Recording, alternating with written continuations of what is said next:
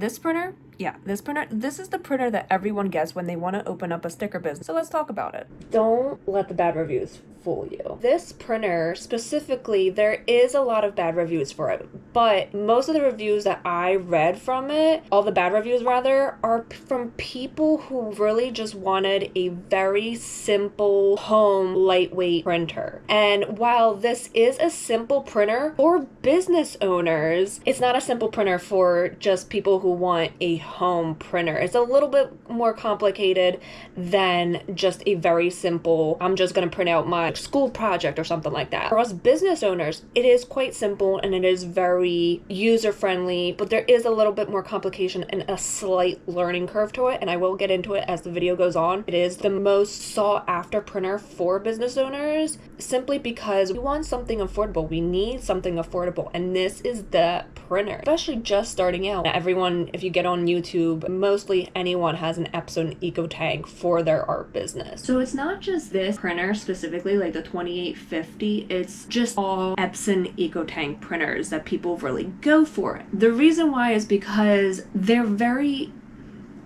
My grammar ain't grammaring. The Epson EcoTank printers are easier to convert into sublimation printing than any other printers out there. What is sublimation printing? Sublimation printing is basically the process that uses heat to transfer special ink into polyester or coated surfaces. These create vibrant, long-lasting designs and is mainly used for things like custom t-shirts, tumblers, and other personalized items. Unlike DTF, direct to film, or DTG, direct to garment, they lay ink on top of the material. Sublimation printing, though, actually embeds the ink into the fibers or the coating. This means your designs are more durable, they won't crack or peel, and they maintain their brightness over time. They're perfect for items that get washed or used a lot. So for example, I'm wearing a sample of my shirt. It's one of my designs, my Do You Have It in Pink design. This is DTF, direct to film. The ink, you can tell, is laying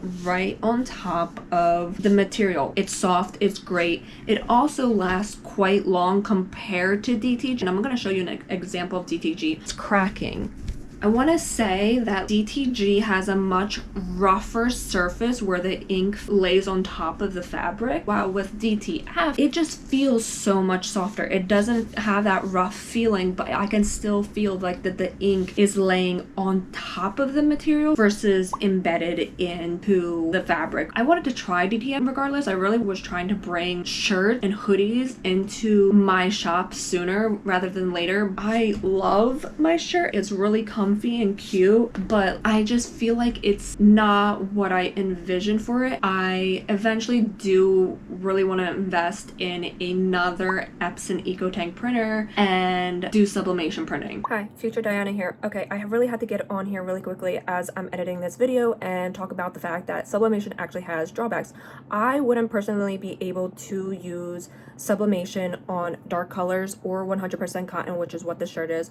I will continue using DTF and working out what I want on a shirt or a hoodie going forward. Like I mentioned earlier in this video, sublimation only works on polyester or poly coating materials, and they have to be light colored. I do still want to get into sublimation and sublimation printing, but for that I would definitely be doing things like cup cozies or mouse pads, things that are actually capable of being sublimated. If you Google sublimation blanks, anything that comes up with that is able to be sublimated and able to be done with an Epson EcoTank printer. Just to sum it all up and finally come to a conclusion on this part of the video. With this printer, you're just never going to run out of ink, and even when you do, it's not going to be for a very long time. I know one other business owner who has this printer. She's had this printer for 3 to 4 years and has told me she has only refilled the ink about 3 to 4 times, about once a year. I've had this printer for almost a half a year now and it's still quite full. I've done a lot of print jobs on it, so it is a great starting printer for just about anyone. Now on the flip side, the Epson EcoTank ink refills are expensive, but there are alternative ink that you can use for the Epson EcoTanks that are much cheaper, and Epson says that if you use use an ink that is not theirs, you void their warranty. But the thing is, there is no actual way for Epson to know you're using someone else's ink whatsoever. Like, there's no way to test. Completely different than cartridges, because these are ink refill bottles. Cartridges was a completely different thing. That actually had ink refill bottles. There's no way for them to tell. Think of it this way. Say you bought a Ford car or have a Ford car, and Ford says you can only put Ford gasoline in this car. Well, that's not true. That's completely not true. You can use other gasoline, not just Ford gasoline, and it's gonna be cheaper for you in the long run. And that's essentially what Epson is doing. Epson itself is basically charging almost $100 extra refillable ink, while there's better, cheaper alternatives out there that will only charge you $25 for the full refill. The complexity that I talked about earlier is simply the print color issues that I had with it. It is such a strange printer because like it has CMYK ink bottles, but yet the printer reads in RGB,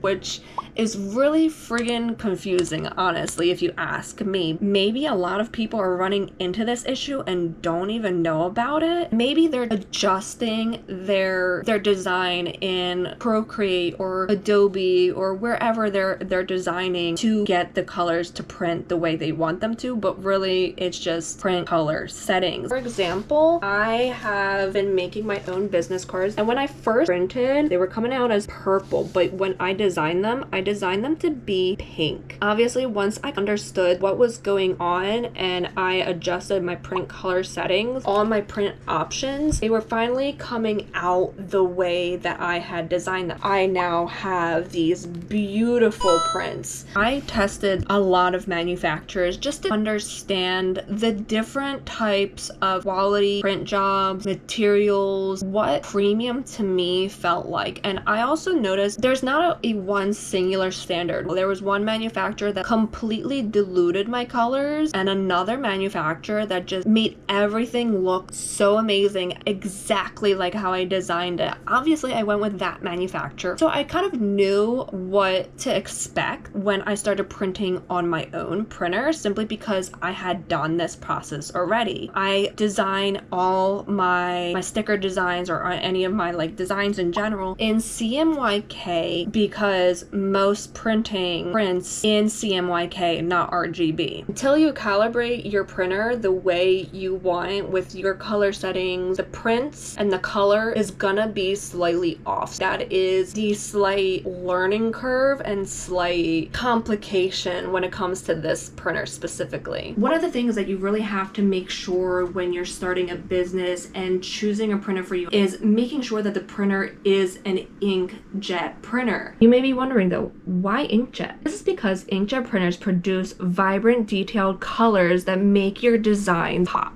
but they also accept a wide variety of materials to print on. My dad has and owns laser printers. Color payout on a laser printer, colors come out very diluted, versus an inkjet printer, they come out so good and so vibrant. It really brings your designs, your art to life, and it gives them kind of a soul. I wanted to start a sticker business years ago, and that's when I ended up learning that everyone goes for an inkjet printer. And back then I was like, oh, but I have no space for a printer. Well, clearly I do now. One of the main things that I forget about this printer, it has a scanner. I often forget that it has a scanner. Oops. Okay, I lied. There's actually one more complication to this printer besides the print color pay right out of the box. When you're printing for your business and using anything that is not regular paper, you're only going to want to have one sheet of paper in the rear feed at a time. Because if you have more, it creates these ink blots along the pages, creates paper jams more often. It just causes issues. Say if you're just doing a standard quality print and you're printing anything personal, like think documents or school projects or anything like that, you can have as many pages of paper in there at a time and you're fine. So that's like a little bit of a downside to this printer. It is what it is. Something I've noticed that no one told me right out of the box was standard quality printing, it'll be a really fast print. Like it comes out in seconds, but a high quality print takes forever. And that's something I wish I knew ahead of time, because I wasn't really sure what to expect, and it was just like, why is it doing this, you know? So the downside is, before you print anything, you not only have to use the system dialog on your device, but you also have to get into printer before I start like a print job for my shop, change the paper type. And if the printer is mismatched between the two, it won't come out like it's supposed to. I was about to print and then I was like, wait, I forgot to do the printer settings on this system dialog.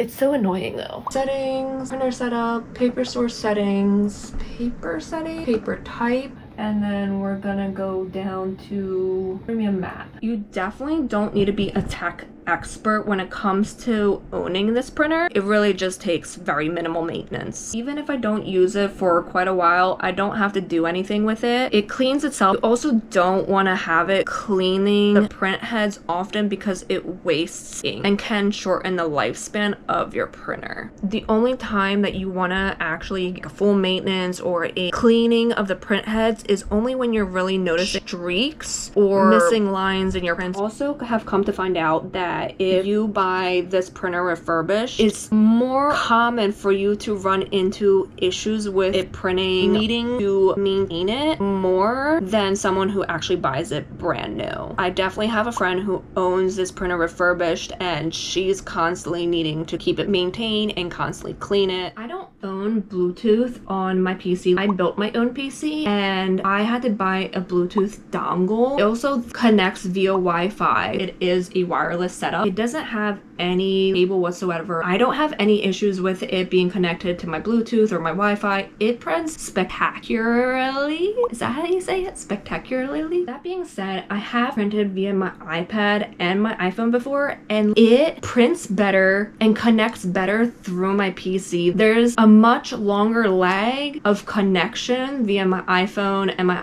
iPad versus my PC. Hi, it's Diana from the future again. So the reason this is happening is because PCs use the router directly, while iPhone and iPad rely on AirPrint, which is finicky and picky. Now, obviously not everyone has an iPhone or an iPad. When it comes to wireless devices in general, like phones, tablets, or anything like that, Epson struggles with discovery and connectivity, period. While all printers will struggle, Epson has it the worst. While it's a wireless printer, you can hook it up via Wi-Fi and Bluetooth, it's gonna struggle, and it works better with a PC. I get frustrated when it does that, because sometimes it's just a really quick print that I want to like grab and go. I'm not able to do so. So that's just something to keep in mind. With all that being said, setting it up is easy. Final thoughts. Is the Epson EcoTank printer worth it for your budget, your art business, or for your sticker business? Absolutely. It's compact, it's reliable, and it produces high quality vibrant prints without running out of ink frequently. Of course, it has its downsides, it's not perfect, but it's incredibly versatile straight out of the box. It doesn't matter how you want to get started. If you want to get started making stickers, art prints, or sublimation, this printer makes it easy to get started and grow your business without overcomplicating things. And with all that said, you will need